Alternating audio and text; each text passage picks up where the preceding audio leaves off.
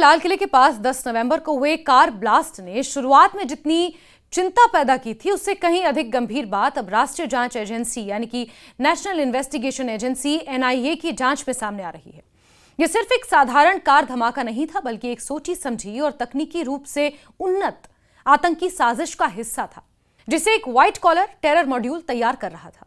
इस मॉड्यूल की योजना केवल विस्फोटक लगाने तक सीमित नहीं थी। इनके मंसूबे भविष्य में भारत की सुरक्षा के लिए बड़े खतरे पैदा करने वाले थे।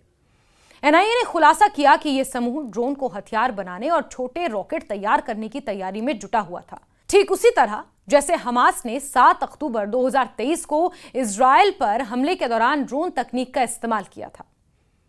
इस मामले में एक और बड़ा कदम तब सामने आया जब जांच एजेंसी ने श्रीनगर से जसीर बिलाल वानी उर्फ दानिश को गिरफ्तार किया। इससे पहले आरोपी आमिर राशिद अली दिल्ली से पकड़ा जा चुका था। दानिश का संबंध जम्मू कश्मीर के अनंतनाग से है और वो कथित तौर पर आत्मघाती हमलावर उमर उन नबी का करीबी सहयोगी था। जांच में पता चला है कि दानिश पूरे मॉड्यूल का तकनीकी दिमाग था, जो ड्रोन में बदलाव करके उन्हें आतंकवादी गतिविधियों के लिए सक्षम बनाने की कोशिश कर रहा था। ये ऐसे ड्रोन तैयार कर रहा था जिनकी बैटरी क्षमता बढ़ाई जा सके ताकि वो भारी मात्रा में विस्फोटक ढोने में सक्षम हो। इसके अलावा यह भी सामने आया कि उन ड्रोन्स में कैमरे लगाने की योजना थी ताकि हमला करने से पहले लक्ष्य का लाइव दृश्य मिल सके और अधिक भीड़भाड़ वाले इलाकों को निशाना बनाया जा सके ताकि वो अपने आकाओं को खुश कर सके। एनआईए के वरिष्ठ अधिकारियों के मुताबिक ये मॉड्यूल सिर्फ एक ड्रोन को हवा में उड़ाकर हमला करने की योजना नहीं बना रहा था, बल्कि उससे आगे बढ़कर हथियारबंद ड्रोन को भीड़ पर गिराकर अधिकतम नुकसान पहुंचाने का प्रयास कर रहा था। यह तरीका नया नहीं है। सीरिया में सक्रिय आतंकी संगठन और हमास जैसे समूह पहले से ही इस तकनीक का इस्तेमाल कर चुके हैं। इन संगठनों ने ड्रोन की क्षमता का उपयोग सिर्फ निगरानी के लिए नहीं, बल्कि बम गिराने, विस्फोटक ले जाने और आत्मघाती ड्रोन तैयार करने के लिए भी किया था। ऐसी रणनीति आधुनिक आतंकवाद की दिशा को दर्शाती है, जिसमें कम लागत और आसानी से उपलब्ध तकनीक का दुरुपयोग करके उच्च स्तर की क्षति पहुंचाई जाए, यानी कि नुकसान ज्यादा से ज्यादा कराया जा सके। दिल्ली के धमाके के पीछे जिस मॉड्यूल का हाथ बताया जा रहा है वो साधारण आतंकी गिरोह जैसा नहीं था। इस कारण से व्हाइट कॉलर टेरर मॉड्यूल का नाम दिया गया।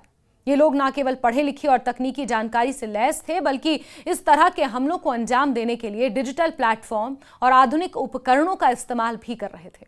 सोशल मीडिया, ऑनलाइन ट्यूटोरियल्स और डार्क वेब जैसे साधनों का उपयोग भी इनके द्वारा किया जा रहा था ताकि ड्रोन में बदलाव करके उन्हें हथियारबंद बनाया जा सके।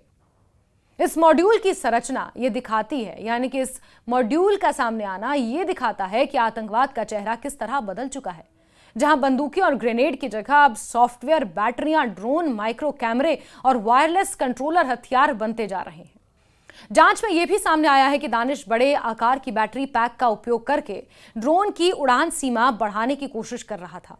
उसकी योजना थी कि ड्रोन लंबी दूरी तक उड़ सके और भारी विस्फोटक ले जा सके। यह उस प्रकार की तकनीक है जो आतंकी हमलों को और अधिक खतरनाक बनाती है। कई बार यह देखा गया है कि ड्रोन हमले का पता लगाना मुश्किल होता है क्योंकि वो कम ऊंचाई पर उड़ते हैं, रडार से आसानी से नहीं पकड़े जाते, उन्हें दूर बैठकर नियंत्रित किया जा सकता है। इस वजह से ऐसे हमले रोकना सुरक्षा एजेंसियों के लिए चुनौती बन जाता है। दिल्ली के इस कार ब्लास्ट के बाद हुए खुलासे ने भारत की सुरक्षा व्यवस्था को लेकर नए प्रश्न खड़े कर दिए हैं। पहला, भारी सुरक्षा वाले क्षेत्र में इस तरह का विस्फोट होना। दूसरा, उससे भी चिंताजनक ये कि हमले के पीछे की तकनीकी तैयारी काफी गहरी और संगठित थी। यह संकेत देता है कि आतंकी मॉड्यूल न केवल सक्रिय हैं, बल्कि भारत जैसे बड़े देश में नई तकनीक का उपयोग करके हमले की तैयारी भी कर रहे हैं। इसी वजह से जांच के साथ साथ सरकार और सुरक्षा एजेंसियों ने अपनी एंटी ड्रोन क्षमताओं को मजबूत करने की दिशा में तेजी लाई है। भारत पहले से ही कई संवेदनशील स्थानों पर एंटी ड्रोन सिस्टम तैनात कर चुका है, जैसे कि गणतंत्र दिवस, स्वतंत्रता दिवस और बड़े अंतर्राष्ट्रीय कार्यक्रमों के दौरान।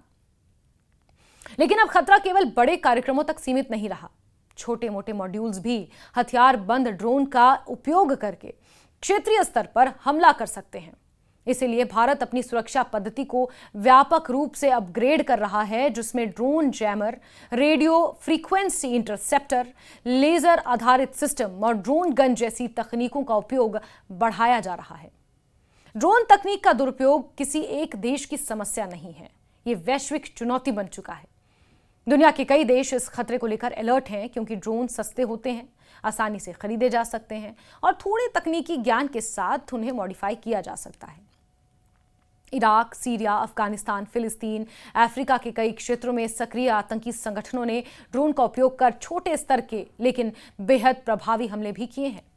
ये कारण है कि बड़े देशों से लेकर मध्यम आकार की अर्थव्यवस्थाएं भी एंटी ड्रोन तकनीक विकसित करने पर भारी निवेश कर रही हैं। भारत ने पिछले कुछ वर्षों में ड्रोन स्ट्राइक यूनिट्स और एंटी ड्रोन यूनिट्स को मजबूत करने पर जोर दिया है। रक्षा अनुसंधान एवं विकास संगठन यानी कि DRDO जैसे सिस्टम तैयार कर रहा है, जो न केवल ड्रोन को मार गिरा सकें बल्कि उसके रिमोट कंट्रोल सिग्नल को ब्लॉक भी कर सकें। सीमावर्ती इलाकों में विशेष निगरानी यूनिटें तैनात की जा रही हैं, ताकि पाकिस्तान या अन्य देशों से भेजे जाने वाले ड्रोन को पहले से ही रोका जा सके, इंटरसेप्ट किया जा सके। पंजाब और जम्मू कश्मीर में पहले भी हथियार, ड्रग्स और नकली मुद्रा भेजने के लिए ड्रोन का इस्तेमाल होता रहा है, इसलिए यह नया खुलासा सुरक्षा एजेंसियों को और चौकन्ना करने वाला है। कुल मिलाकर देखें तो दिल्ली के लाल किले के पास हुआ यह ब्लास्ट सिर्फ एक चेतावनी भर है कि भविष्य का आतंकवाद किस दिशा में बढ़ रहा है। इसमें कम मानव संसाधन और अधिक तकनीक का उपयोग हो रहा है, और यही कारण है कि सुरक्षा तंत्र को भी उसी गति से आधुनिक बनाना होगा। NIA की ताजा गिरफ्तारी और जांच के निष्कर्ष इस बात का संकेत हैं कि भारत में तकनीक आधारित आतंकवाद का खतरा वास्तविक रूप से और बढ़ चुका है। सरकार, सुरक्षा एजेंसी और तकनीकी संस्थानों को मिलकर ऐसे खतरों के खिलाफ एक मजबूत, आधुनिक और सक्रिय ढांचा तैयार करना होगा, ताकि देश किसी भी प्रकार की चुनौती के सामने मजबूती से खड़ा रह सके।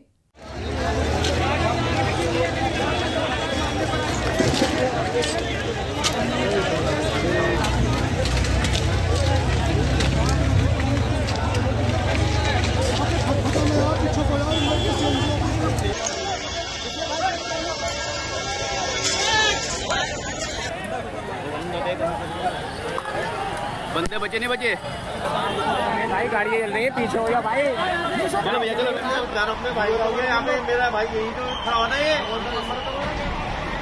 हम तो इसी में काम करते हैं।